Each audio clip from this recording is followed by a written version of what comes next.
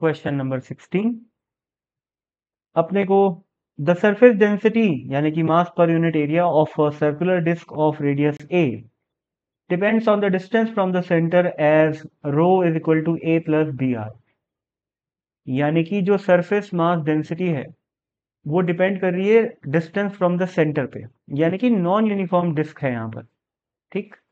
Find its moment of inertia about the line perpendicular to the plane of the disc through this centre.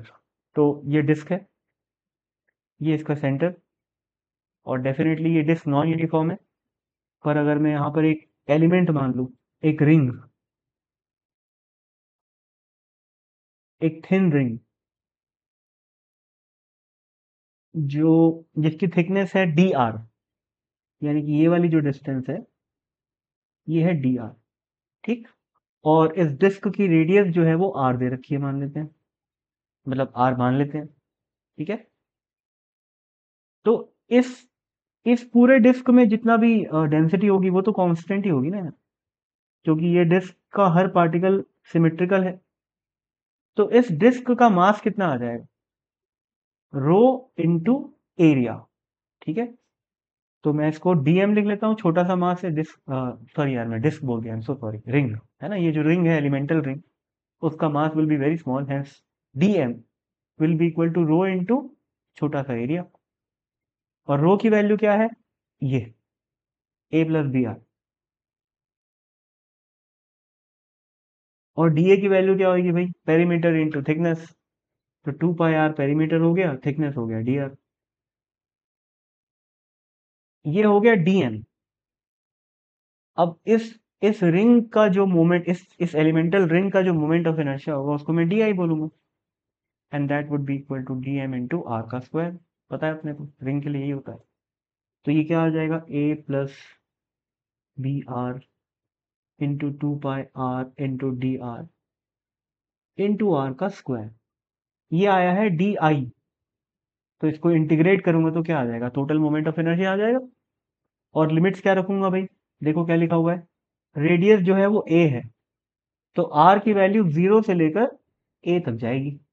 ठीक है।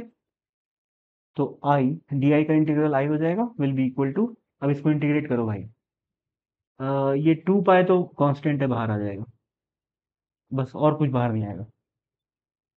अंदर क्या बचेगा, multiply कर दो, a into r into D r into are का square. A, ये वाला a into r into D r into are का स्क्वायर, यानी कि आर का क्यूब आ गया, प्लस, वैसे यार ये एकदम मैं बिल्कुल कटोरी चम्मच वाली बात हो गई ना, ये इंटीग्रेशन आप लोगों को करना आना चाहिए। ठीक है।